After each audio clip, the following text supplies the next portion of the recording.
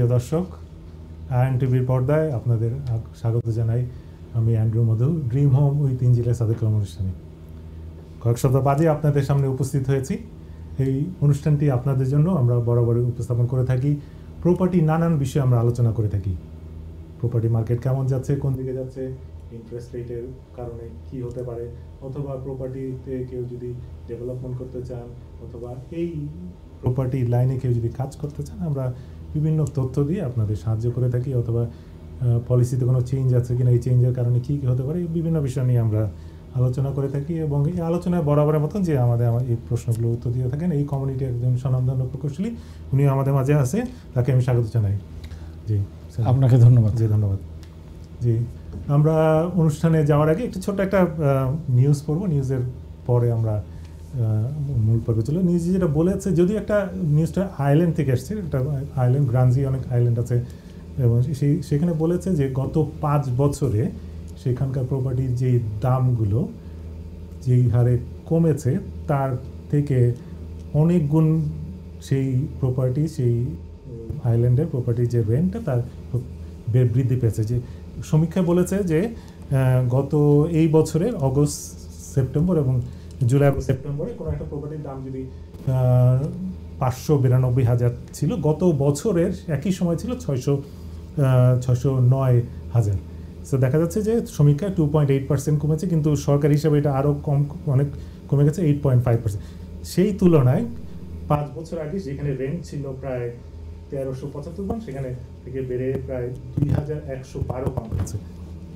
এই নিউজটা কেন পড়েছি, কারণ এই জিনিসটা আমি ওনার কাছে জানতে চাচ্ছি, এই জিনিসটা কি মানে মূল ভূখণ্ডে তো বাইরে থেকে বেরোচ্ছে না, এই এরকম এই জিনিসটা আপনি ভূখণ্ডের মধ্যে মানে মেইনল্যান্ডে, ধরেন ইংল্যান্ডেও দেখেছেন, এরকম কোনো আপনার কাছে কোনো তথ্য? দেখুন, এটা সচরাচর মানে আপনার এক্সাম্পল না।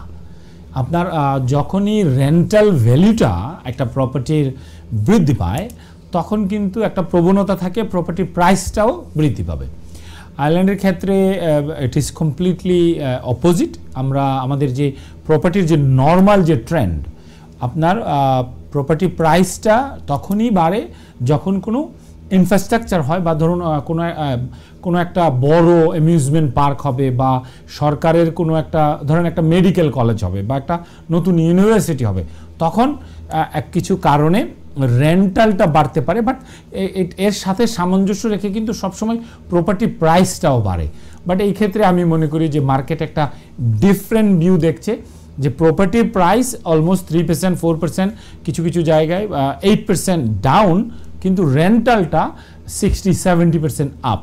এটা প্রপার্টির ক্ষেত্রে আমি বলবো যে it is not the regular trend. জি, ধন্যবাদ। কেন এই মানে এটা নিউজটা পড়েছে, একটা কারণ অনেক সময় নিউজ দেখে আমরা মিস ইন্টারপ্রেট করি, এই কারণে আপনার কাছে আসা আর কি।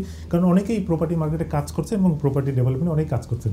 যারা কাজ করছেন অনেকে ফ্লিপ করছেন, ধরেন প্রপার্টিটা কিনে অনেক কিছু রেনোভেট করে উনি বিক্রি করে দিচ্ছেন, আবার অনেকে প্রপার্টিটা কিনে লং টার্ম চলে যাচ্ছে, ধরেন রেন্টে চলে যাচ্ছে। এখন এই নিউজটা দেখে যারা কিনেই বিক্রি করছে, তারা হয়তো কিনে বিক্রি করা ছেড়ে দিয়ে তারা মানে রেন্টে চলে যাবে। আর অনেক সময় এই বিষয়টা একটু যদি আমরা পরিচালনা দেখুন, property flipping is very very popular একটা স্ট্র্যাটেজি। এটা ইউকেতে ওয়াইডলি হয়ে থাকে।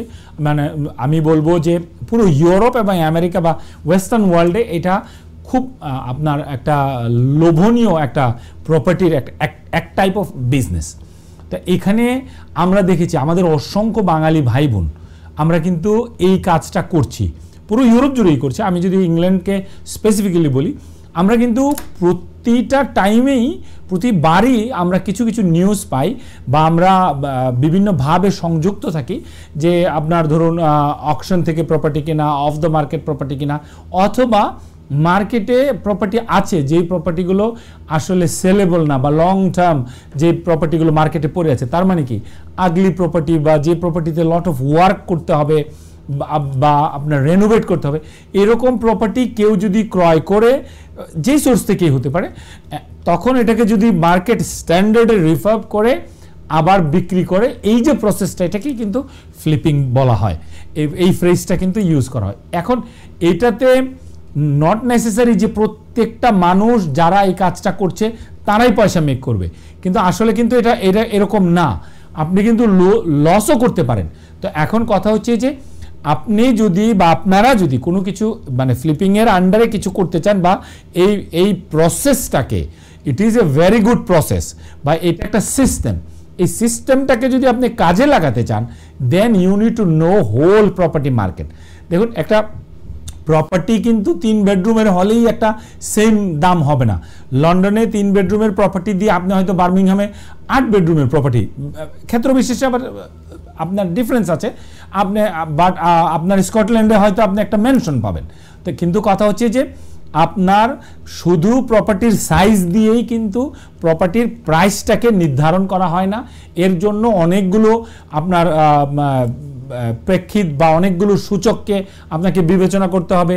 কোন এরিয়ার ক্রাইম কীরকম, ট্রান্সপোর্ট লিঙ্ক কীরকম, আপনার এখানে সরকারি কীরকম সুযোগ সুবিধা রয়েছে, স্কুল আছে কিনা, কলেজ আছে কিনা, মানে আপনার অসংখ্য ক্যাটাগরি রয়েছে, যে ক্যাটাগরির যোগফলেই কিন্তু ওই এরিয়ার দামটাকে নির্ধারণ করা হয়। আমি আলোচনার মাঝে একটু যুক্ত করতে চাই, কারণ কেন আমি জিনিসটা আপনার কাছে জানতে চাচ্ছি। কারণ কি, আমরা দেখেছি যে ধরেন বাসা হয়তো বা পাওয়া যাচ্ছে কেনার জন্য, কিন্তু অনেক সময় দেখেছি যারা বাসা ভাড়া নিচ্ছে যাচ্ছে তারা খুব হিমশিম খাচ্ছে। শুধু লন্ডনে, লন্ডনের বাইরেও আমরা দেখেছি, বার্মিংহাম, ম্যানচেস্টারে দেখেছি।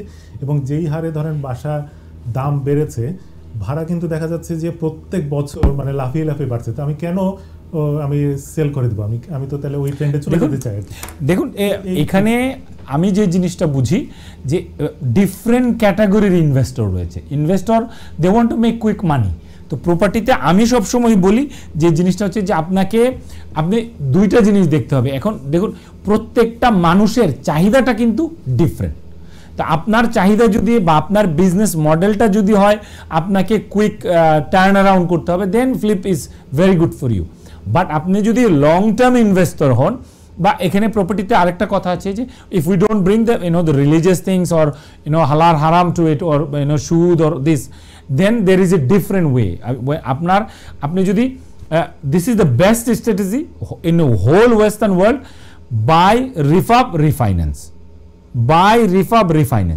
তার মানে হচ্ছে যে আপনি কম দামে একটা ডিসঅ্যাডভান্টেজ প্রপার্টি ক্রয় করবেন, এটাকে রিফাব করবেন, স্ট্যান্ডার্ড প্রপার্টি বানাবেন, রিফাইন্যান্স করবেন। তার মানে হচ্ছে যে if you add value to the property, তখন কিন্তু আপনি রিফাইন্যান্স করলে you get most of your money, but you left with the property. তো এখন কথা হচ্ছে যে মানে যারা যে জায়গায় আছে, অনেক মানুষ আছে যে তারা লং হোল্ডিং করতে চায়, এখন তাদের রেন্টাল ইনকাম প্রয়োজন, অনেকের আছে যে ক্যাশ ফ্লো তাদের দরকার।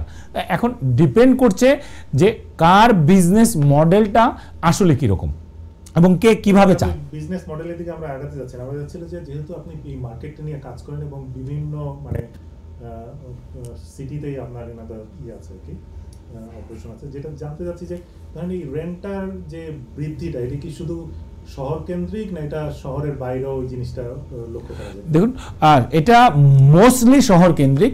যত শহরগুলোতে, নট অনলি লন্ডন, আপনি ইউকের টপ 50টা শহরে যান, এই শহরগুলোতে কিন্তু অবশ্যই রেন্ট অনেক বেশি। তারপর হচ্ছে ইউকেতে আমরা আরেকটা প্রবণতা দেখি, যেটা হচ্ছে যেই শহরগুলো হয়তো খুব বড় শহর না, কিন্তু ওই শহরগুলোতে যখন ইউনিভার্সিটি থাকে বা ফার্দার এডুকেশন সেন্টার থাকে বা আমরা যেটাকে কলেজ বলি, এবং ওগুলো যদি যত নাম করা হয়, ওই সারাউন্ডিং কিন্তু ভাড়া অনেক বেশি হয়। তো আপনার ভিলেজ এরিয়াগুলোতে একটু কম হয় তুলনামূলক, বাট ওভারঅল আপনার শহর কেন্দ্রিকই ভাড়া বা রেন্টাল যে রিটার্নটা, এটা কিন্তু অনেক ভালো হয়। ধন্যবাদ। যে কেন এই বিষয়টা নিয়ে আলোচনা করছি, কারণ 2023 অক্টোবরে একটা নতুন নিয়ম এসেছে, যে পরিবর্তন এসেছে যে ডিউটি হোল্ডার রেসপন্সিবল, এবং ডিউটি হোল্ডারের 3টা ডিউটি হোল্ডার থাকে, প্রিন্সিপাল ডিজাইনার, প্রিন্সিপাল কন্ট্রাক্টর এবং ক্লায়েন্ট। আমি এই প্রথমে যে বলি যে এই যে 3টা রেসপন্স কেন নিয়ে এসেছিল, এরকম পিছনে কোনো কারণ আছে? 100%। দেখুন, আমরা যারা মানে আমাদের যে সমস্ত বাঙালি ভাই বোন আছেন, যারা আসলে মানে এই ট্রেডে কাজ করেন, ডোন্ট টেক ইট পার্সোনালি, আমরা কিন্তু সবসময় মানুষের নিরাপত্তার জন্য, আবার এই সমাজটাকে ভালো করার জন্য আমরা কিন্তু সবসময় চেষ্টা করি। এখন কথা হচ্ছে যে স্ট্রাকচারটা আপনি বানাবেন, it is going to B little long. এই স্ট্রাকচারটা যদি সেফ না হয়, এখন দেখুন এখানে আপনি দেখবেন যে ডজি বিল্ডার, আপনার বোগাস বিল্ডার, আপনার অসংখ্য প্রোগ্রাম আছে, বিবিসিতে প্রোগ্রাম আছে আপনার কাউবয় বিল্ডার নামে। তো এর মূলত কারণ কি? আপনি যদি লন্ডনে যে 33টা কাউন্সিল আছে এর মধ্যে 6টা কাউন্সিলে আপনি দেখবেন রেড জোন করা। কেন? তারা অপরিকল্পিতভাবে ড্রেনেজ করেছে। আপনি যদি ফার্দার কোনো ডেভেলপমেন্ট করতে চান এই 6টা কাউন্সিলে আপনাকে ওয়াটার অথরিটির আগে পারমিশন নিয়ে স্পেশালি ইন্সপেকশন করিয়ে কিন্তু আপনাকে এক্সটেনশন বা ফার্দার ডেভেলপমেন্ট করতে হবে। বাট আন্ডার পারমিটেড ডেভেলপমেন্ট এটা কিন্তু খুব সিম্পল হওয়ার কথা ছিল। সিম্পল কেন না? কারণ হচ্ছে আমরা যারা কাজ জানে তাদেরকে দিয়েও কাজ করায়, যারা কাজ জানে না তাদেরকে দিয়েও কাজ করায়। এখন অনেকেই বলতে পারেন যে আপনার তারা তো চিপ দিচ্ছে। এখন কথা হচ্ছে যে আপনারা মনে করি যে বাড়িটা আমার, ইয়েস বাড়িটা ওন করি আমরা, বাট এই বাড়িটাতে যখন কোনো অ্যাক্সিডেন্ট হয় এটা থেকে এর ফলে কিন্তু পাবলিক সার্ভিসে কিন্তু আপনার ব্যাপক প্রেশার পড়ে। আপনার বাড়িতে যদি আগুন লাগে এখানে পুলিশ এসে দাঁড়াতে হবে। আপনার বাড়িতে যদি আগুন লাগে তাহলে কিন্তু অ্যাম্বুলেন্স আসতে হবে, ফায়ার ব্রিগেড আসতে হবে। তার মানে কি এখন আপনি যদি আপনার বাড়িতে একটা নন প্রফেশনাল মানুষ দিয়ে কাজ করান, আপনি তো মনে হচ্ছে যে আপনি 2000 পাউন্ড সেভ করলেন, 5000 pound, nothing wrong to save, but saving in a ethical way বা প্রপার মানুষ দিয়ে। এই সমস্ত কাজগুলো হওয়ার কারণে এখন কাউন্সিল কাকে আসলে দায়বদ্ধ করবে? এইগুলোকে প্রসেসে নিয়ে আসার জন্য, অ্যাক্সিডেন্টকে প্রিভেন্ট করার জন্য, এবং ব্রিটেন যে একটা আসলে one of the best country to live in, এটাকেই আরও সমৃদ্ধ করার জন্যই এই 3টা জিনিস নিয়ে আসছে। একটু বেসিক যে প্রশ্নটা যদি এটা বেসিক হয়ে যায় যে আসলে আমরা আপনার কাছ থেকে অনেক আগে জেনেছি যে principal designer, client principal designer হতে পারে, ক্লায়েন্ট তো ক্লায়েন্ট থাকলো, আর প্রিন্সিপাল কন্ট্রাক্টর, 3টা আমরা মানে পার্টি দেখছি এখানে কাজ করছি, যাদের অবশ্যই ডিউটি অ্যান্ড রেসপন্সিবিলিটি আছে। এখন যে এই দেশে কিন্তু আমরা কোনো কিছু চাইলে করতে পারি না, প্রত্যেকটার একটা রেগুলেশন আছে এবং ন্যাশনাল পলিসি একটা ফ্রেমওয়ার্ক আছে যেই আন্ডারে বিল্ডিং কন্ট্রাক্টর আমাদের কাজ করতে হয়। কেন জিনিস বলছে আছে এই রেসপন্সিবিলিটিটা কার? এটা কি প্রিন্সিপাল ডিজাইনারের? অনেক সময় প্রিন্সিপাল ডিজাইনার বলছে প্রিন্সিপাল কন্ট্রাক্টর, প্রিন্সিপাল ডিজাইনার বা ক্লায়েন্ট।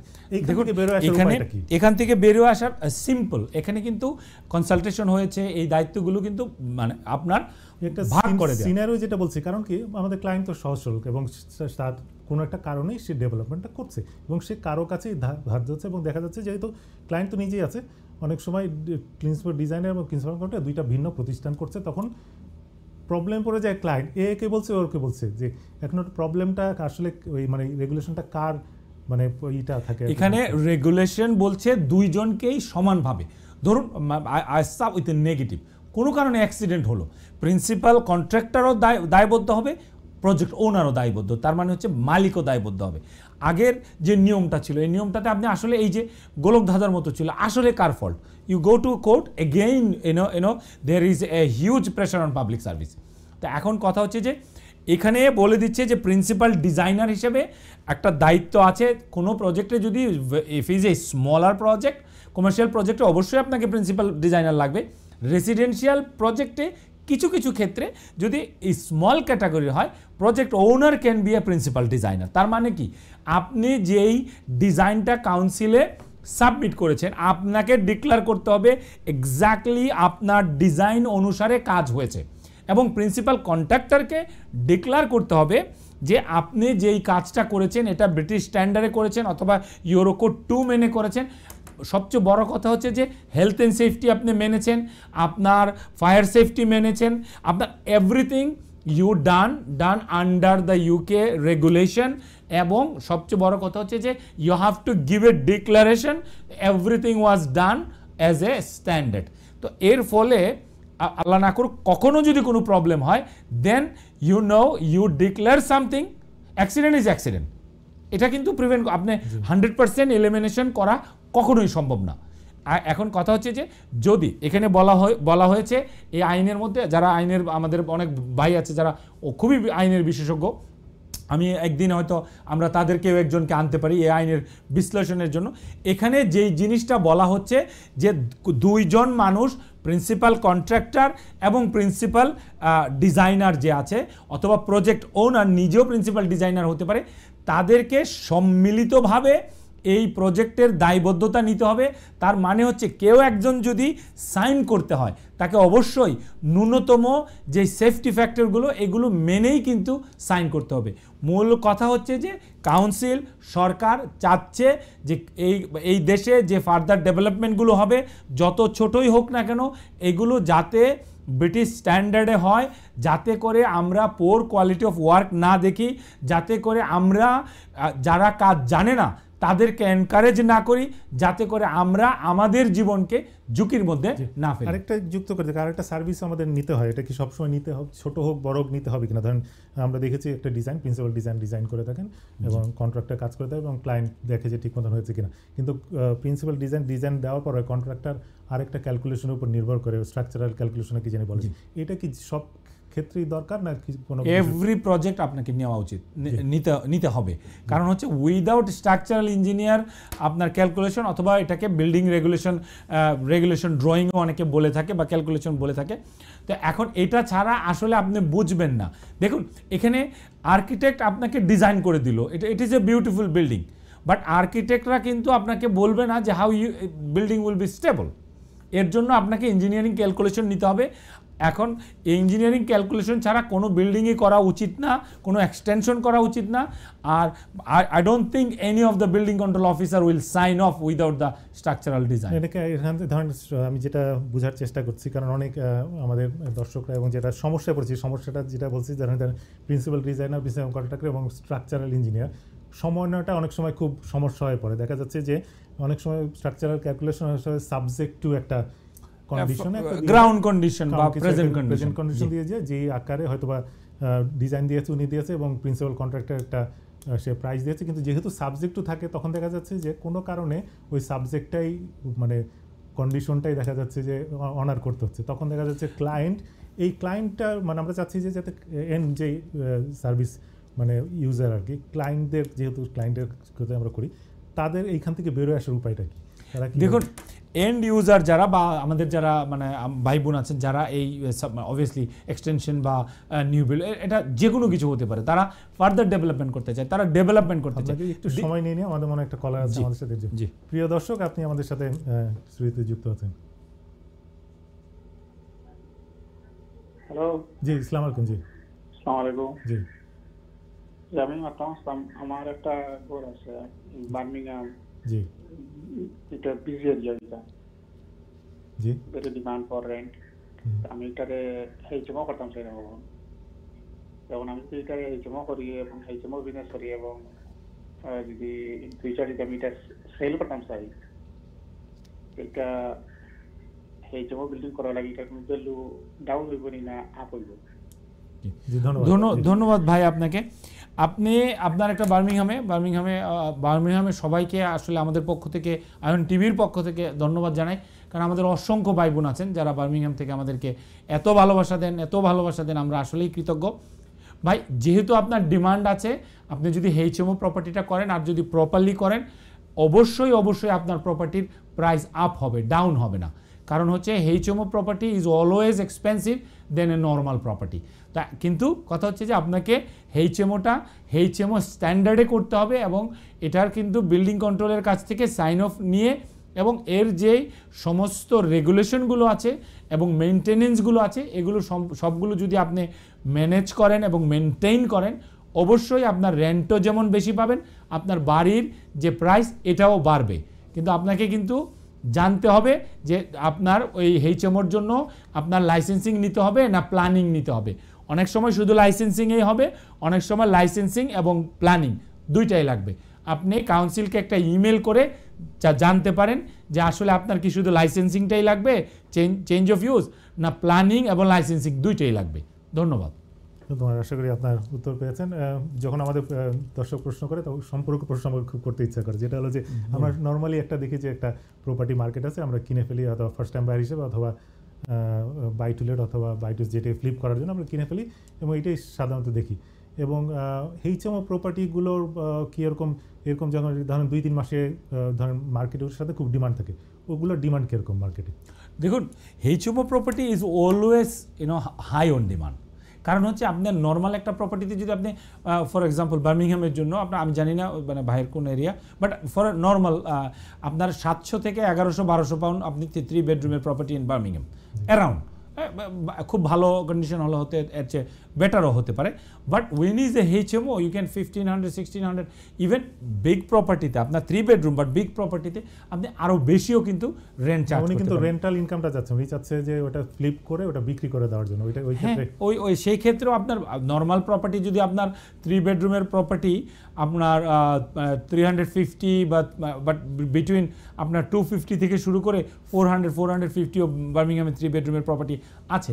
বাট আপনার if he's a HMO, I think the same property in the same road for Birmingham, minimum 30,000 to 40,000 pounds should be up in below. আরেকটা যেহেতু এটা মানে এই দেশে অনলাইনে অনেক ইনফরমেশন থাকে, আমি ধরেন ওই রিসার্চগুলো আপনি করতে পারেন যে ওই রিসার্চগুলো কি পাওয়া যায় কিনা, যেন ওই এলাকায় কত ডেফিনেটলি। আপনি দেখুন এখন অনলাইনের দুনিয়া, আপনি সব জায়গায় আপনি যেই মেইন প্ল্যাটফর্মগুলো আছে তাদের সাথে যদি তাদের মধ্যে বসে যদি আপনি রিসার্চ করেন, আপনি মানে অসংখ্য আপনার এক্সাম্পল পাবেন যেগুলো আপনার ক্রাইটেরিয়ার সাথে ম্যাচ করবে। আপনি যদি ওই এরিয়াতে HMO প্রপার্টি গত মাসে বা গত 2 মাস আগে কত টাকায় বিক্রি হয়েছে, কী কন্ডিশন ছিল, then you have a data. এখন কথা হচ্ছে যে local knowledge is always we prefer. আপনার এখানে যারা স্টেট এজেন্ট আছে, একজন আমাকে বিক্রি করার জন্য বললো যে এই প্রপার্টির দাম 450,000 আমি কিনে ফেলবো, তা তো না। উই নিড টু ভ্যালিউ ইট। এখন আবার কমার্শিয়াল ভ্যালুয়েশন অফিস আছে, আপনার প্রাইভেটলি মানুষ ভ্যালুয়েশন করে। তো এখন কথা হচ্ছে যে we have to look in different angle, যে কোন অ্যাঙ্গেলে আমরা আসলে গেলে যে আমরা আমাদের মানে প্রপার্টির সঠিক প্রাইস পে করছি কিনা জানতে পারবো। তো আমি সবসময় মনে করি ব্যাংকও কিন্তু ভ্যালুয়েশন করবে if you need a mortgage. তো আপনার বেসিকটা যদি আমরা আলোচনা করি, ধরুন বাড়িটা তুমি অতটা কিনেছে এবং তার কিছু তো খরচ আছে, মানে HMO তো আর জাস্ট অ্যাজ ইট ইজ তো আর HMO করতে পারে, তাকে একটু খরচ আছে, বাড়ির দাম এবং খরচটা তাকে অ্যাড করতে হবে, তারপরে তাকে দেখতে হবে যেটা সেলিং ভ্যালু করো, এটা করার আগেই তো সেই ক্যালকুলেশনগুলো করতে পারবেন 100%। আদারওয়াইজ আপনি তো মানে আপ ইন এ ভ্যালু করতে পারবেন না। ধরুন একটা 3 bedroom property, normal standard property, nothing wrong with that, but আপনাকে যদি এটাকে HMO করতে হয়, then you have to have some life saving equipment install, যেরকম আপনার ফায়ার অ্যালার্ম থাকতে হবে। নর্মাল প্রপার্টিতে আপনার কিন্তু ফায়ার অ্যালার্ম লাগবে না, আপনার ফায়ার ডোর লাগতে হবে, অটোমেটিক ডোর ক্লোজার লাগতে হবে, আপনার ইজি অ্যাক্সেস লাগবে। তো মানে আপনার যতগুলো ক্রাইটেরিয়া আছে যে আপনার একটা প্রপার্টিকে নর্মাল স্ট্যান্ডার্ড লাইসেন্স থেকে HMO লাইসেন্সে কনভার্ট করার জন্য যে বেসিক আপনার ইমপ্রুভমেন্টগুলো করতে হবে, এগুলোর টোটাল একটা কস্ট রয়েছে। আপনার কাছে আমাদের সাথে মনে একটা কলার আছে, আমি একটু কলটা নিয়ে নিই। জি, প্রিয় দর্শক, আপনি আমাদের সাথে স্টুডিওতে যুক্ত আছেন। হ্যালো, আসসালামু আলাইকুম। ওয়ালাইকুম আসসালাম। আমি একটা জিনিস জানতে চাচ্ছি ভাইজান আপনার কাছ থেকে। আমরা তো আপনার প্রোগ্রাম দেখতেছি। জি জি, হ্যাঁ, এখন জানতে চাই আর কি। জি, আমার একটা বাড়ি আছে, কাউন্সিল হাউস, লিজ হল্ড। জি, এইটা হলো কি আপনার মেসোনেট, গ্রাউন্ড ফ্লোর, ফার্স্ট ফ্লোর একটা হাউস, সেকেন্ড ফ্লোর আর থার্ড ফ্লোর একটা। জি, আমি ওয়ান অফ দেম আর কি, কাউন্সিলর প্রপার্টি। জি, তো আমরা চাই আর আমরা তো সার্ভেয়ার আছেন, সবটা ইঞ্জিনিয়ার আছেন বা লিগেল কামও করেন। এখন আমরা অ্যাপ্লিকেশন করতে হইলে আমরা কাউন্সিলর লাগিয়া টাওয়ার হামলেটও একজন আমরা রিপ্রেজেন্টেটিভ দেওয়া লাগিয়ে আর কি, টার্ম কন্ডিশন সবটা জানবার লাগিয়ে।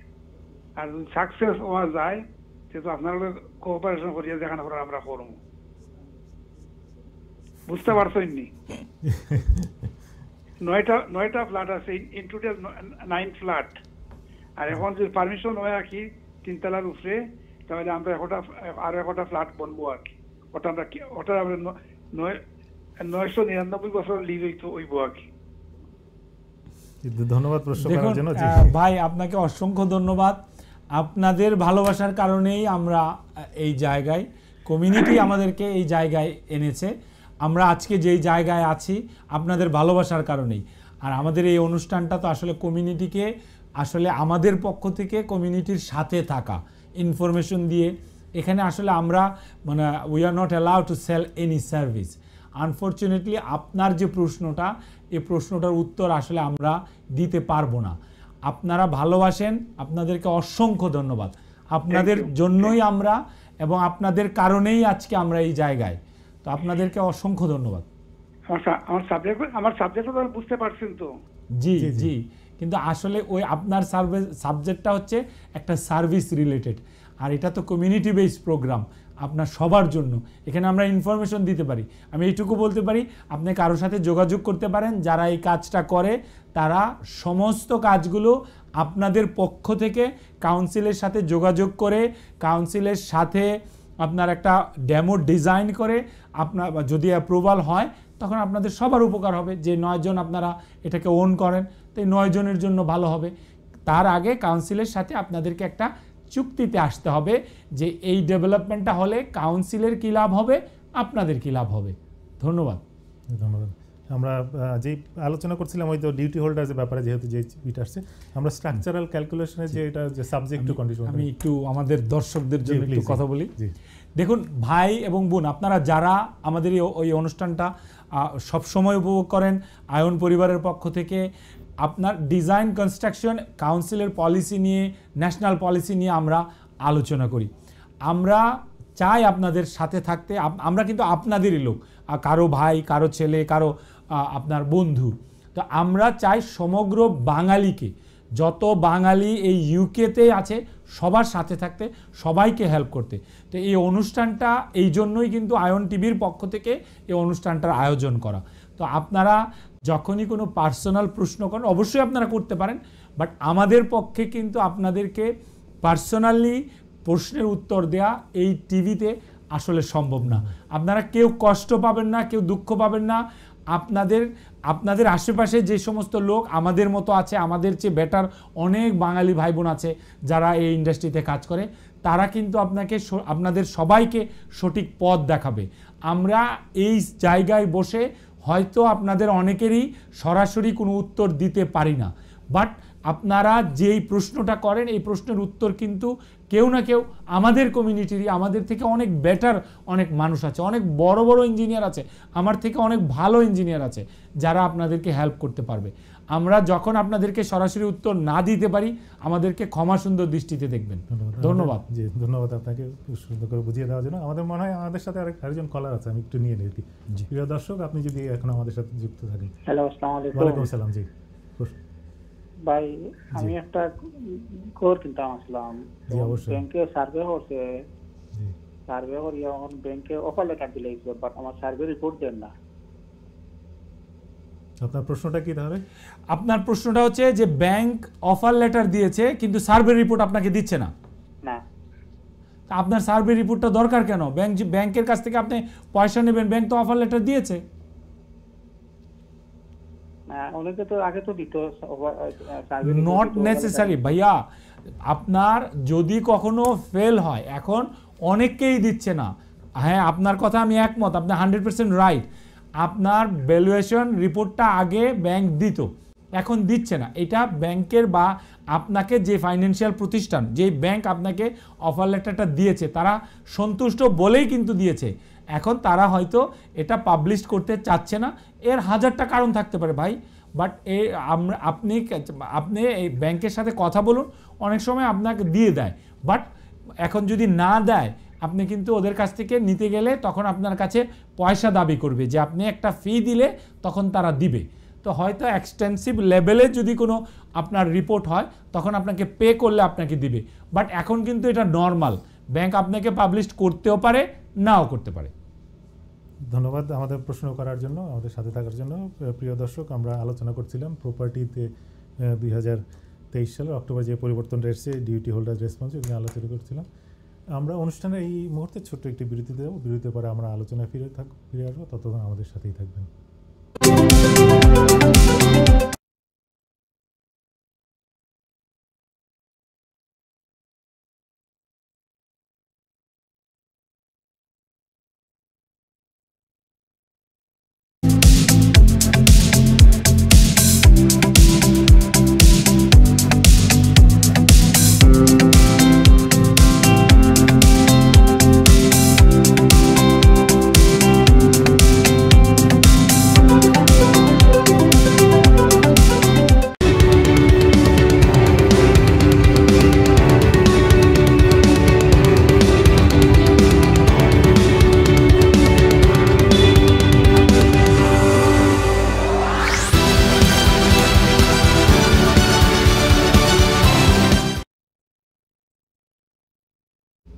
বিরতির পরে আবারও আপনাদের সকলকে স্বাগত জানাই dream home with engineer Sadekul অনুষ্ঠানে।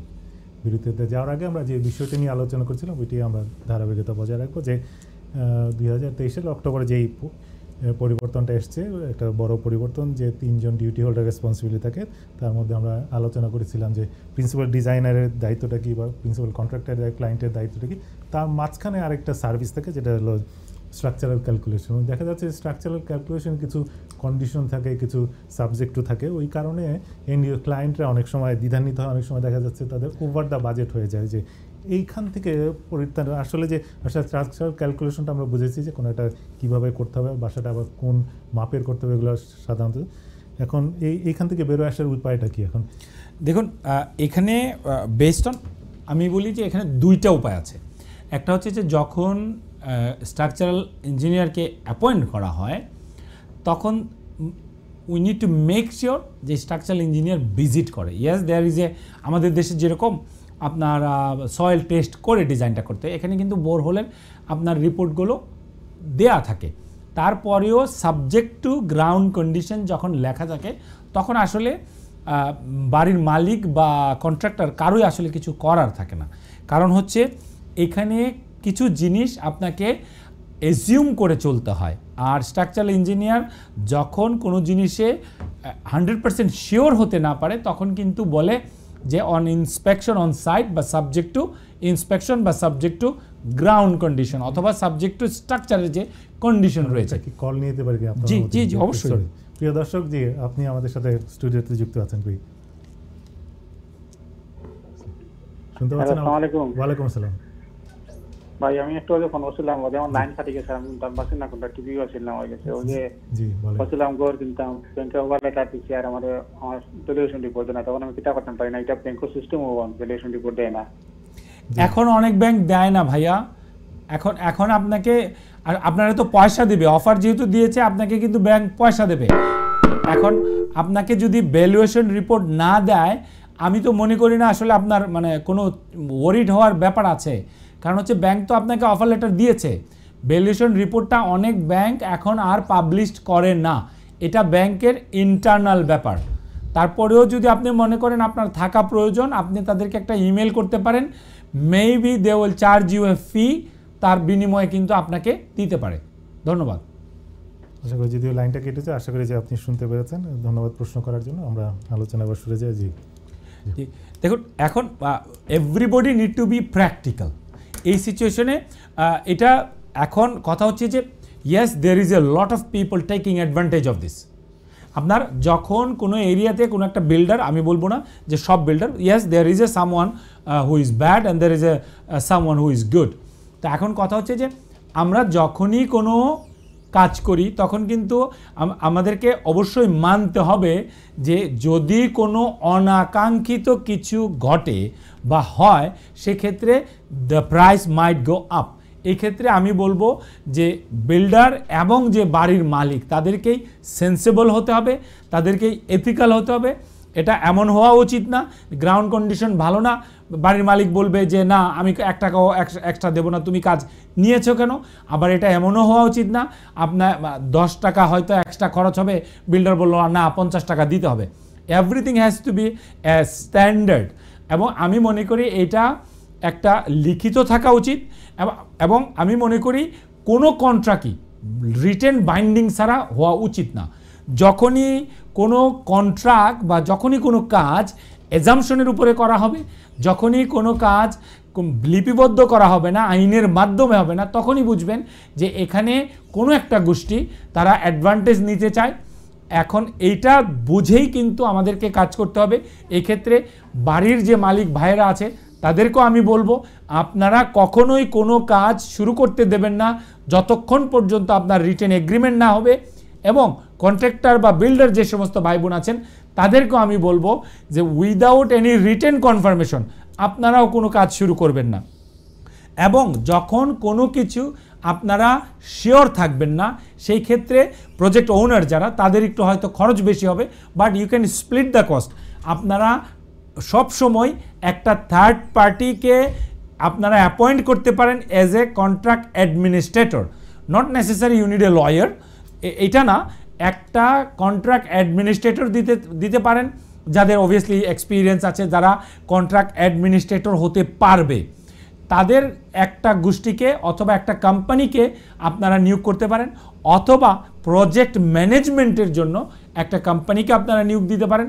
এই ক্ষেত্রে আমি মনে করি যে আপনারা যদি এই শুরুতেই কথা বলে কস্টটাকে স্প্লিট করেন, কন্ট্রাক্টরের পক্ষ থেকে হাফ আসবে, বাড়ির মালিক হাফ দেবে, সেই ক্ষেত্রে আমি মনে করি উভয়ই, কন্ট্রাক্টরও তার টাকাটা ন্যায্য পাবে, বাড়ির মালিকও বা project owner, either is a multi story building or multi million pound project, তারাও কিন্তু একটা নির্দিষ্ট আপনার সীমার মধ্যে থাকবে এবং তাদের কস্টটাও আমি মনে করি স্ট্যান্ডার্ড হবে অথবা তুলনামূলক কম হবে। ধন্যবাদ। আরেকটা বিষয় যেটা অনেকেই আমাদের কাছে জানতে চেয়েছেন যে অনেক সময় তারা যেটা তিনটা পার্টির কথা আমরা আলোচনা করছি, যে একটা প্রিন্সিপাল ডিজাইন, প্রিন্সিপাল কন্ট্রাক্টর, অনেক সময় আমাদের যে সার্ভিসটা অবশ্যই নিতে হবে, যেটা স্ট্রাকচারাল ইঞ্জিনিয়ার, যে স্ট্রাকচারাল ক্যালকুলেশন থাকে, এদের সমন্বয়টা কোন কোন সময় হচ্ছে, এরকম কোনো তাদের কি কন্ট্রাক্ট করা উচিত কিনা যে প্রজেক্টের এই সময় তারা একসাথে সমন্বয় করে কোনো একটা ব্রিফ দিবে, এরকম কিছু এটা দরকার আছে? 100% প্রজেক্ট শুরু হওয়ার পূর্বে এই তিনটা পার্টিকে অবশ্যই একসাথে বসতে হবে উইথ কন্ট্রাক্টর। এখানে হচ্ছে যে তিনটা পার্টি রেসপন্সিবল পার্টি এবং কন্ট্রাক্টর হচ্ছে যে কাজটাকে সম্পাদন করবে। এই তিনজনের মধ্যে একজন হচ্ছে প্রজেক্ট ওনার। এই জন্য আমি বলছি এই চারটা গ্রুপ অফ পিপল অথবা চারটা ইন্ডিভিজুয়ালের অবশ্যই প্রজেক্ট শুরু হওয়ার পূর্বে তাদেরকে কিন্তু বসতে হবে। তা না হলে কি হবে, আপনার এখানে প্রজেক্টে কিন্তু অনেক ম্যাস হবে, প্রজেক্টে লেন্দি হবে, টাইম ডিলে হবে এবং সবচেয়ে বড় কথা উভয় পক্ষের, বিল্ডারও টাকা লস করবে কারণ তার কাজটা লং টার্ম ধরে ঝুলছে এবং প্রজেক্টের মালিকও আননেসেসারি কষ্টের আন্ডারে পড়বেন কারণ তার কাজটা প্রপার ওয়েতে হচ্ছে না। জি, যদি সংক্ষেপে যদি একটু বলেন যে প্রিন্সিপাল ডিজাইনের কাজ কি শুধু ডিজাইন করে জাস্ট দিয়ে দেওয়া, না প্রজেক্টের মাঝখানেও তার কোনো ভূমিকা আছে? দেখুন, it depends on principal designer is a architect or a company.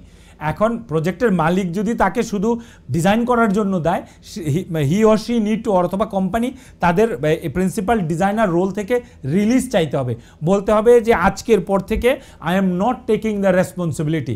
Otherwise by British law তার কিন্তু দায়বদ্ধ থাকবে যে ডিজাইনটা হয়েছে সে ডিজাইন অনুযায়ী কাজ হয়েছে কিনা এবং ওই কাজটা ব্রিটিশ স্ট্যান্ডার্ডে হয়েছে কিনা, এই দায়ভারটা কিন্তু প্রিন্সিপাল ডিজাইনারকে নিতে হবে।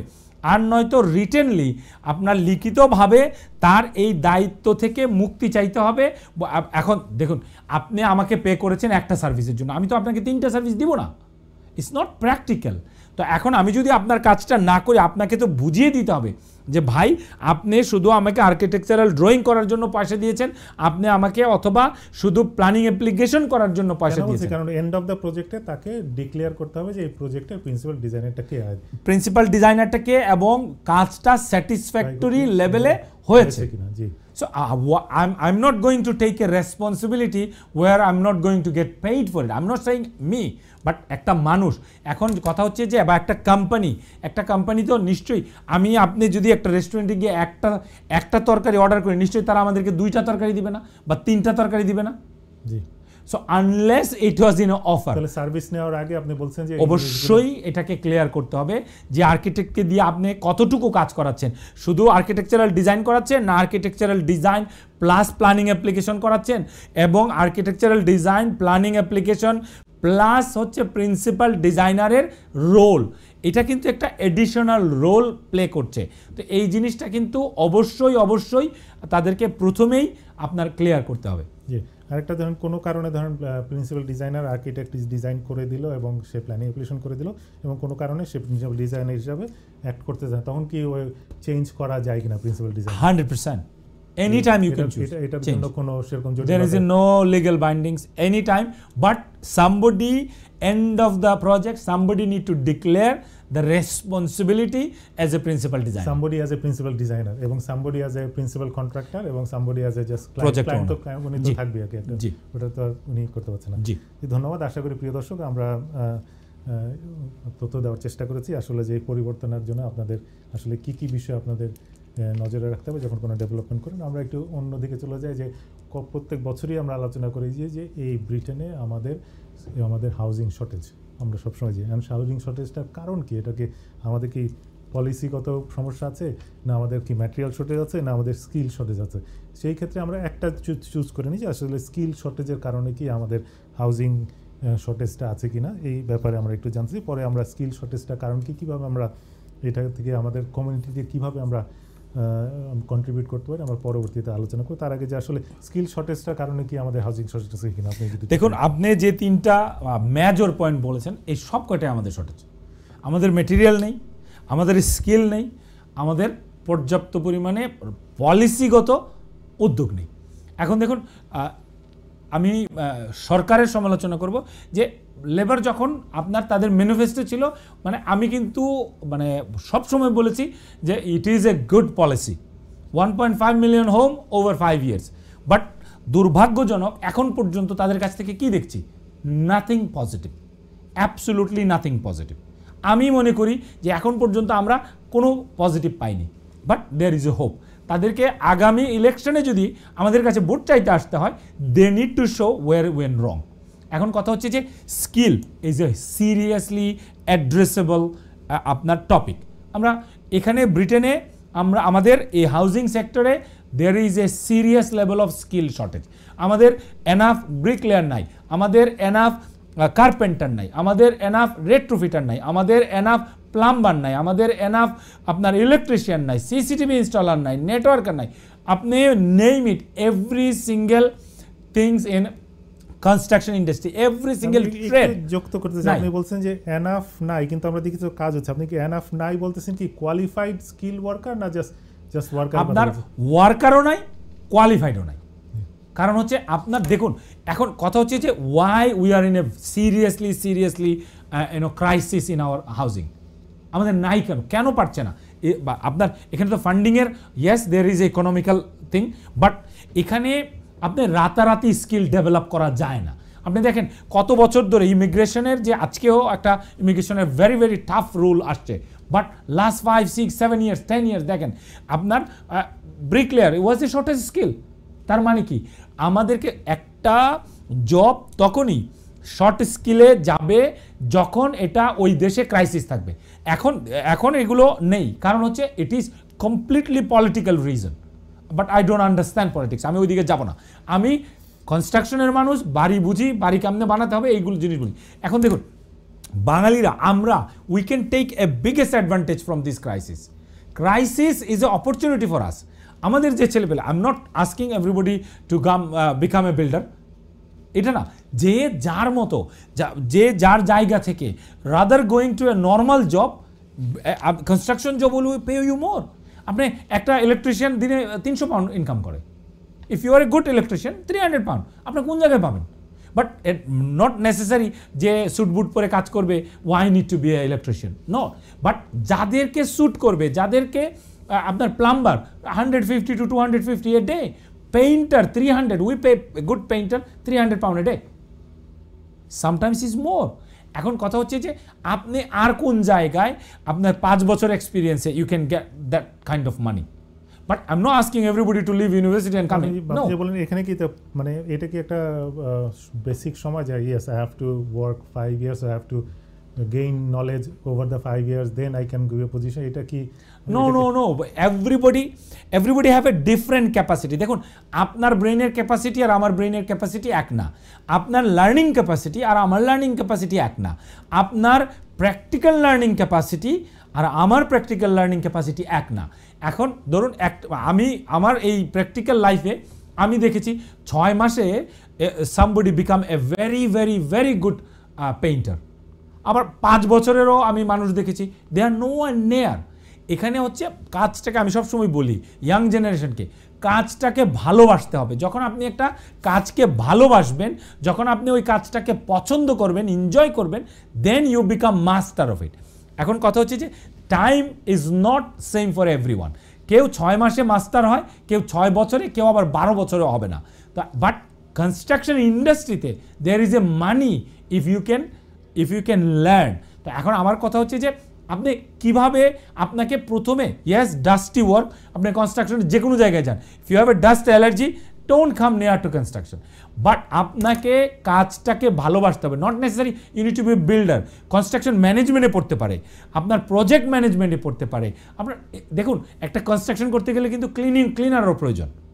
তো এখন আপনার যেরকম প্লাম্বার দরকার, যেরকম বিল্ডার দরকার, যেরকম আপনার ব্রিকলেয়ার দরকার, এরকম কিন্তু ক্লিনারও দরকার, ম্যানেজমেন্ট স্টাফ দরকার, ইঞ্জিনিয়ার দরকার, আর্কিটেক্ট দরকার, ইন্টেরিয়র ডিজাইনার দরকার, ডেকোরেটর দরকার। আপনি অসংখ্য ডিসিপ্লিন আছে যেগুলোতে আমাদের ভাই বোনরা তারা কিন্তু স্কিলটাকে আপ করতে পারে। এখন কথা হচ্ছে যে বলতে চাচ্ছেন আপনার আলোচনার মধ্যে যে এখানে কম্পিটিশন কম। ডেফিনেটলি কম্পিটিশন কম। আমি আমার ইটস এ পার্সোনাল অপিনিয়ন, এখানে there is a no competition to getting that kind of money. আপনি with respect to all the profession, আপনি এই কনস্ট্রাকশন ট্রেডে একটা মানুষ যে পরিমাণ মানে স্যালারি রাইজ করতে পারবে অন্য কোনো জবে আপনি পারবে না। There is a no way unless and until you are a athlete, different level. If you are a super talented, it is different level. But normal এবং আপনার প্র্যাকটিক্যাল জবে আপনার আমাদের একটা ভাই বোন যে পরিমাণ স্কিলটাকে আপ করতে পারবে, যে পরিমাণ তার বেতনটাকে আপ করতে পারবে, যে পরিমাণ সময়ে পারবে, I don't think anywhere in the UK you can do in any other discipline. I know that আমরা সবাই স্ট্রাগল করছি, ধরেন গতানুগতিক চাকরি করে সবাই স্ট্রাগল করছে এবং খুব কষ্ট হচ্ছে তাদের। এবং এই ট্রেডে দেখা যাচ্ছে যে মানুষ সংখ্যা শর্টেজ এবং মোটামুটি আপনি যে বললেন যে স্যালারি বা যেই ওয়েজেসটা পায় একটু ভালো আর কি। এখন এই ক্ষেত্রে ধরেন অনেকেই উদ্বুদ্ধ হলো কথা শুনে বা সব দেখলো যে এখানে অপরচুনিটি আছে। এখানে অপরচুনিটি নেওয়ার জন্য দুইভাবে আছে, যে আমি আগে পড়াশোনা করে শিখলাম তারপরে আমি কাজে ঢুকলাম, নাকি সে আগে নিজে প্রস্তুত কিনা, সে আগে কাজটা শুরু করে এনভায়রনমেন্টটা দেখে তারপরে যদি প্রয়োজন হয় তাকে সেই কোনো নলেজ গ্যাদার করলো। কোন জিনিসটা আপনি আপনার মানে আই প্রিফার বোথ 50-50। এখন আপনি আমি কিন্তু প্রথমেই বলেছি you have to love something to do it. আপনি যদি ওই কাজের প্রতি আপনার ভালোবাসা না থাকে then you can not do it. এখন কথা হচ্ছে যে কেউ আছে আপনার 50-50, they are not sure about what they want to do, then they should practically try then learn. আর অনেক মানুষ আছে যে just learn something and then come. এখন কথা হচ্ছে যে প্লাম্বিং আপনি প্র্যাকটিক্যাল করে আপনাকে অনেক বছর লাগবে, but when you learn and then you become faster. আপনার এই ক্ষেত্রে আমি মনে করি ইয়াং জেনারেশন যারা আছে এবং যারা ইয়াং, আমি my version of young, if you are less then 50 you are young. হ্যাঁ, তো এখন কথা হচ্ছে যে but I don't want to be a topic of like whole community, but আপনি 70 বছরও ইয়াং হতে পারেন, এটা আপনার অনেকেই আমাকে বলে যে মনের তো কোনো এইজ নেই। এখন কথা হচ্ছে যে আবার আমি এটাকে বলবো লার্নিংয়ের কোনো এইজ নেই।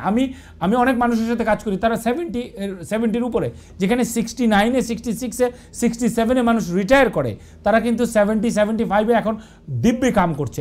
এখন কথা হচ্ছে যে আমরা কি চাই বা আমাদের ইয়াং জেনারেশন কি চায়, তাদেরকে বুঝতে হবে যে হোয়াট সুটস দেয়ার পার্সোনালিটি, তাদের বডি। কেউ যদি ডাস্ট অ্যালার্জি থাকে, as I said, don't come near to construction site. But যে জিনিসটা আপনাকে মানে যে পয়েন্ট করতে যাচ্ছি যে যেমন একটা উদাহরণ আছে, প্র্যাকটিক্যাল আছে, যে একটা ভদ্র মহিলা, সে আর্টে ডিগ্রি করে হি বিকাম এ পেইন্টার। জি, এবং মানে পেইন্টার মানে কমার্শিয়াল এবং রেসিডেন্সিয়াল, সে লিটারেলি পেইন্ট করে এবং তার সে এটা ভালো কথা। আর আরেকটা দেখা যাচ্ছে ধরেন একজন প্লাম্বিং, হি কোয়ালিফাইড প্লাম্বিং শেষ করে যখন সে কাজ শুরু করতে এই লাইনে যে 5 বছর করতেছে, he knows fur more better দেন, দেখা যাচ্ছে সে কম্পিটিশনেই নামতে পারছে না। তো এই ডায়লামান থেকে বেরো আসাটা দেখুন, competition, if you ask me, I have a no competition with no one. আমার কম্পিটিশন হচ্ছে আমি কিভাবে আগামীকালকে বেটার হব। আজকের দিন শেষ, is done, but tomorrow what can I do to improve my performance. এখানে যারা কাজ করবে, দেখুন যেখানে হাউজিং ক্রাইসিস, যেখানে অসংখ্য জব, যেখানে আপনি you get well paid, then there is a nothing to fair for the competition. আমি এখন দেখা গেছে যে not everybody need to open a plumbing business. এখন আমি যদি কাজ না শিখে আমি মনে করি যে অ্যান্ড্রু ভাইয়ের মতো আমি একটা প্লাম্বিংয়ের বিজনেস দিব, that is a wrong concept. এই যে আপনি যে জিনিসটা বলেছেন, first learn the trade, then learn how trade works, then open a business. আমি বিজনেসে ভালো করছি বলেই আপনি যদি আসেন, do you think is a possible? No. একটা আপনার রেস্টুরেন্টে গিয়ে আমরা যখন খাবার খাই, চিকেন আর spice, do you think I can cook that way? No. তো বিজনেসটাও এরকম। আমি ভালো পেইন্টার মানে এই না যে আমি ভালো পেইন্টিংয়ের আপনার বিজনেস করতে পারবো। Business is completely different. এখানে আমরা কথা বলছি স্কিল ডেভেলপ নিয়ে, এখানে আমরা কথা বলছি যে কিভাবে আমাদের কমিউনিটিকে এঙ্গেজ করতে পারবো, because there is a opportunity. আমরা চাই না আমাদের কোনো ভাই বোন বেকার থাকুক, আমরা চাই না আমাদের কোনো ভাই বোন অল্প পয়সা ইনকাম করুক, আমরা চাই না কোনো বাঙালি ঘরে বসে থাকো। আমরা চাই যদি অ্যাবিলিটি থাকে, যদি স্কোপ থাকে, তাহলে কাজ করুক। যেহেতু এই বিল্ট এনভায়রনমেন্টে কাজের সুযোগ আছে, যেহেতু এই বিল্ট এনভায়রনমেন্টে বা কনস্ট্রাকশন ইন্ডাস্ট্রিতে কাজ করলে অন্য জায়গা থেকে বেটার স্যালারি পাওয়া যাবে, তাই আমরা চাই আমাদের মানুষ, কমিউনিটি তো আমাদের, তাই না? আমরাই কমিউনিটির অংশ, চাই আমরা চাই স্কিল ডেভেলপ করে সবাই আসুক, অথবা কাজে এসে স্কিল ডেভেলপ করুক। জি, সব কিছুতে আমরা একটু এভারেজ দেখি। ধরেন একটা গ্র্যাজুয়েট রুটে যারা কাজ করে যে কোনো ট্রেডে, যেমন ইকোনমিক্স অথবা দেখা যাচ্ছে সে গ্র্যাজুয়েট 4-5 বছর পড়লো এবং দেখা যাচ্ছে সে মোটামুটি সিনিয়র লেভেলে যেতে তার 4-5 বছর 7 বছরের মতো একটা লেগে যায়। সো আমরা we are talking about 4 years and 7 years. So 11 ইয়ার্সে দেখা যাচ্ছে যে ও একটা মানে স্যাটিসফ্যাক্টরি জায়গায় তার ডিগ্রি করে চলে যাচ্ছে। এরকম কোনো বেজ লাইন আছে কিনা? আমি ডিগ্রির কথা বলতেছি না, ধরেন কাজ শুরু করে বা স্কিল করে যে কতদিনের মধ্যে যে কোনো একটা লাইন চুজ করলো, পেইন্টারই হোক অথবা ব্রিকলেয়ারই হোক অথবা প্লাম্বার হোক অথবা জেনারেল হ্যান্ডিম্যান হোক, একটা ভালো স্যাটিসফ্যাক্টরি জায়গায়, কোয়ালিফাইড স্যাটিসফ্যাক্টরি জায়গায় এরকম কোনো বেজ লাইন আছে কিনা? 3 to 5 years.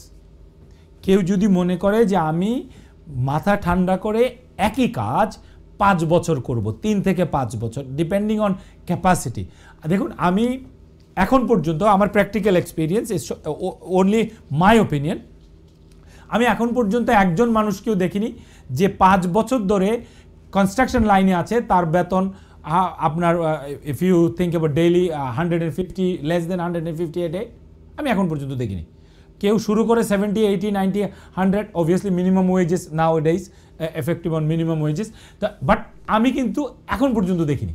I have never seen anybody 5 years experience earning less than 150 a day, যদি ডেইলি ওয়ার্কার হয়। আর স্যালারি ওয়ার্কার ইজ ডিফারেন্ট। তো এখন আপনি বুঝতে পারেন যে এখানে যদি ধৈর্য থাকে, কাজ শেখার আগ্রহ থাকে, আর যদি আপনার কাজটাকে ভালোবাসে, দেন what I am saying is a base, bare minimum. আমি বললাম তো আমাদের সাথে some of our tailor they earn 1000 a day, তারা কন্ট্রাক্ট কাজ নেয়। আপনি যদি তাদের এন্ড অফ দ্য ডে দেখেন 3,000-3,500 পাউন্ডের কাজ 2-3 দিনে শেষ করে ফেলছে, and is single handed. Some people have worked amazingly, এবং আপনি দেখুন quality, knowledge, hard work, that's bring money. আপনি মানি চান বলেই যা আমি চাই আমি অনেক টাকা আর্ন করবো, কেন? নো, আমাকে যে একবার কাজ দেবে, আমি যদি কাজ না জানি তার 14 গোষ্ঠী আর আমাকে কাজ দেবে। মানে ওই জিনিসটাই যাতে আমরা মানে মুখ্য ধরে এই কাজে যাতে না আসি যে ইয়েস আমি বিল্ডার হবো, ব্রিকলেয়ার হবো, প্লাম্বার, আমি বেশি টাকা অর্জন করবো, that should not be the goal. না, হ্যাঁ, এটা থাকা উচিত, ডিজায়ারটা থাকা উচিত। If I don't want to earn money, then why I am going to work. এটা কিন্তু কেন বলতে চাচ্ছি, ধরেন আমরা দেখেছি গতানুগতিক যে আমাদের অনুষ্ঠান প্রায় শেষ হয়েছে, এটা লাস্ট প্রশ্ন আপনাকে করতে চাচ্ছি যে মানে গতানুগতিক দেখা যাচ্ছে যে কোনো একটা বিষয়ে আমি একটা ডিগ্রি নিলাম, তো স্কিল করলাম, আমাকে দেখা যাচ্ছে যে 20, 25, 30টা জায়গায় I have to drop application, দেখা যাচ্ছে 2 জায়গা থেকে করতে যাবে তো 1 জায়গা থেকে। So it is a process, it takes 2-3 4 month. এরকম ওই ক্ষেত্রে এরকম ওয়েট করতে হয় কিনা যে ইউ ক্যান স্টার্ট দেখুন, ডিপেন্ডস অন ইউর ইন্টারভিউ। আপনি যদি ভালো ইন্টারভিউ দেন, ফার্স্ট ইন্টারভিউতে আপনার জব হবে, but if you don't know how to talk in the interview, this is another topics, we can talk maybe another রকমের টেস্ট হয়, তারপরে তাকে জব দেয়, এরকম এখানে এরকম কোনো কিছু হয় কিনা? ডেফিনেটলি আপনার কাজ দেখবে। দেখুন, আপনি আমাকে কাজ দিলেন, আমি যদি কাজ না পারি, নেক্সট টাইম তো আপনার 14 গোষ্ঠীও আমাকে কাজ দেবে না। So I need to no, আমি যদি প্লাম্বার হই I need to no plumbing, আমি যদি পেইন্টার হই আমাকে পেইন্টিং জানতে হবে, আমি যদি ইলেকট্রিশিয়ান হই আমাকে ইলেকট্রিকের কাজ জানতে হবে, আমি যদি জেনারেল বিল্ডার হই I have to have a overall knowledge. যদি না থাকে দেন আমার যদি কোয়ালিটি না থাকে, what you are going to give me? Nothing. Last শেষ করতে চাই যে অনেকে দুই জিনিসটা আছে যে নেগেটিভ নিউজে আমরা পড়ি যে এই লাইনে কাজ করলে দেখা যাচ্ছে in the long term they are suffering some disease অথবা ব্যাক পেইন হিসাবে, এই ক্ষেত্রে আপনার মতামত জানতে চাই। দেখুন, এগেইন ল্যাক অফ নলেজ। আপনি যদি হেলথ অ্যান্ড সেফটির বেসিক ট্রেনিংটা না করেন, আপনি যদি কিভাবে লিফটিং করতে হয় আপনার যদি সেই ট্রেনিং না থাকে, সেই ক্ষেত্রে আপনি আপনার ল্যাক অফ নলেজের কারণে যে কাজগুলো করবেন এই কাজগুলো কিন্তু আপনার বডিকে লং টার্ম হার্ম করতে পারে। বাট আপনি যদি সমস্ত জিনিসগুলো ট্রেন আপ হয়ে আপনি যদি কাজ করেন, আপনি যদি জানেন যে ভার উত্তোলন কিভাবে করতে হয়, আপনি যদি জানেন যেটা একজনের কাজ না এটা সঙ্গে নিয়ে কাজ করতে হয়, then I don't think you will harm yourself. বাট অবশ্যই সাবধান থাকবেন। প্রপার টুলসটা যদি জানে যে use 100%, without tools you can not do anything. এখন ম্যানুয়ালও আছে এবং আপনার অটোমেটিক অনেক কিছু আছে ইউজ করার জন্য। ধন্যবাদ আপনাকে আসার জন্য, পরবর্তীতে আবার দেখা হবে। প্রিয় দর্শক, আজকে এই পর্যন্তই আমরা আছি আর কি। আমরা চেষ্টা করেছিলাম আপনাকে যে 2023 সালে অক্টোবরে যে ডেভেলপমেন্টের জন্য যে ডিউটি হোল্ডার্স রেসপন্সিবল আমরা আপনাদের সেই বিষয়ে জানানোর চেষ্টা করেছিলাম। স্কিল শর্টেজ যে আছে, এটা যে অপরচুনিটি আছে সেই বিষয়ে আমরা আজকে আলোচনা করেছিলাম এবং পরবর্তীতে আপনার সাথে আবার দেখা হবে। ততদিন ভালো থাকবেন, সুস্থ থাকবেন এই কামনা করি। খুদা হাফেজ।